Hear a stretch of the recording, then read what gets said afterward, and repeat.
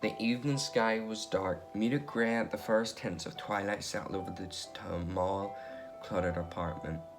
The small, cluttered room. The room, once a place of comfort, now felt suffocating, filled with the weight of unspoken sadness.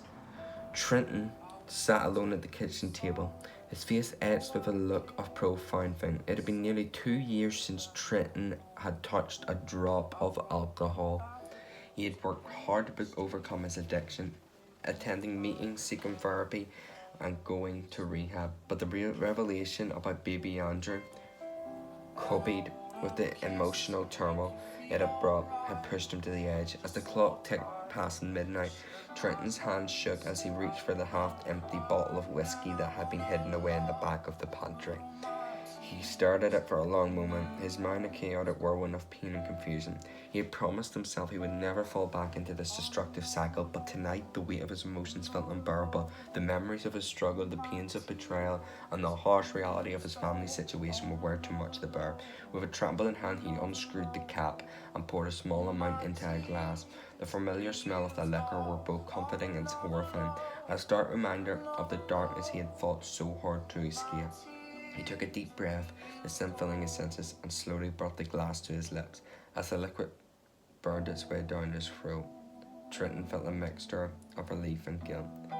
The alcohol seemed to momentarily numb the pain, but the shame of relapsing after so many fought months was overwhelming. He took another drink, then another, each sip bringing a fleeting sense of solace but deepening his internal anguish.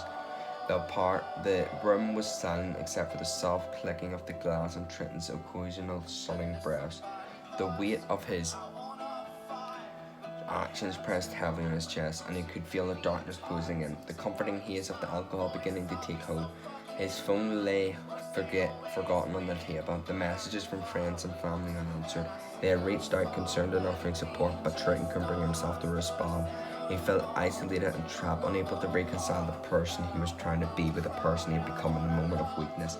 As the night wore on, Trinton's thoughts grew increasingly disjointed. The alcohol did little to quiet the voices of regret and self-loathing that echoed in his mind. He recalled the promise he made to himself and to those who offered support him, the long journey he had undertaken to reclaim his life. Now it felt as if all that hard work had been undone in a single dark moment. Tears streamed down his face as he slumped forward, the glass slipping from his hand and shattering on the floor. The pain of the broken promises, the disappointment in himself, and the fear of what his relapse meant for his future were too much to bear.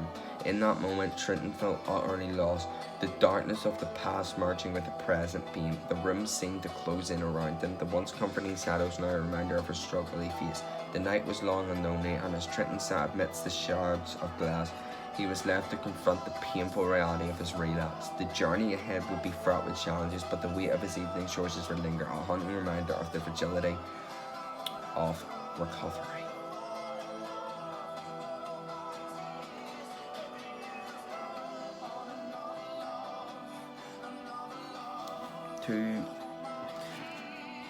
Nearly 2.5 years sober. He can't believe when we found out his son wasn't even his. After 3 years,